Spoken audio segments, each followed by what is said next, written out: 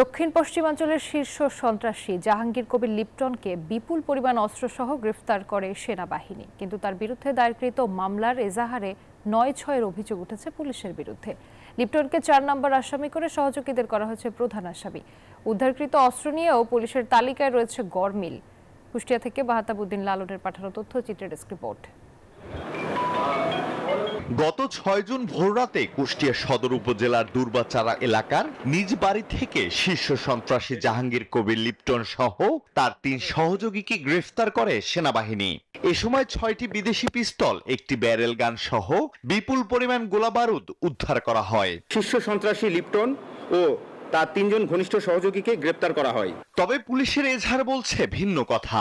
সেনাবাহিনী প্রেস ব্রিফিংয়ে লিপটনকে শীর্ষ সন্ত্রাসী হিসেবে উল্লেখ করলেও পুলিশের এজাহারে লিপটনের নাম শেষে দিয়ে সহযোগীদের করা হয়েছে প্রধান আসামি।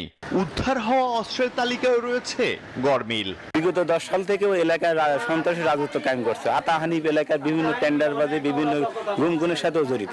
এই চাঁদাবাজি, অস্ত্র ব্যবসা, ইয়াবা ব্যবসায়িক মাদক নামানে যত আছে, এই কুষ্টিয়া সদর উপজেলা, কুমারখালী উপজেলা অনেক জেলা নিয়ে পর্যন্ত জ্বালা খাচ্ছে। এদিকে পুলিশের এজাহার নিয়ে অসন্তোষ প্রকাশ করেছেন এলাকাবাসী। লিপটন ১ নম্বর আসামি, তাকে কেন আজাহার দিয়ে যেমন ইবি থানা অধীনে তাকে দেওয়ার পরে ৪ নম্বর আসামি করে, সে মূলত ১ নম্বর আসামি, তাকে ৪ নম্বর আসামি কিভাবে হলো? আমরা ওর সুষ্ঠু বিচার চাই। মামলার এজাহার নিয়ে কোনো সদুত্তর নেই পুলিশের কাছে। ঘটনাটা পর্যায়ক্রমে তারা যেভাবে শব্দ তালিকা করা হয়েছে, প্রথমে যার বাড়িতে গিয়েছে তার নামটা হয়তো আমরা আগে আনছি, পরবর্তী তার স্বীকারোক্তি মতে আরো যে অন্যান্য যে আসামিদের সেখানে পর্যায়ক্রমে এটা জব তালিকা করা হয়েছে।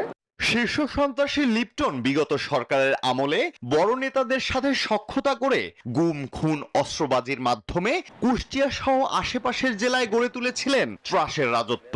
সরকার পতনের পর ভুল পাল্টে বিএনপি নেতাদের সাথে সখ্যতা করে আবারও সক্রিয় হন অপরাধ জগতে।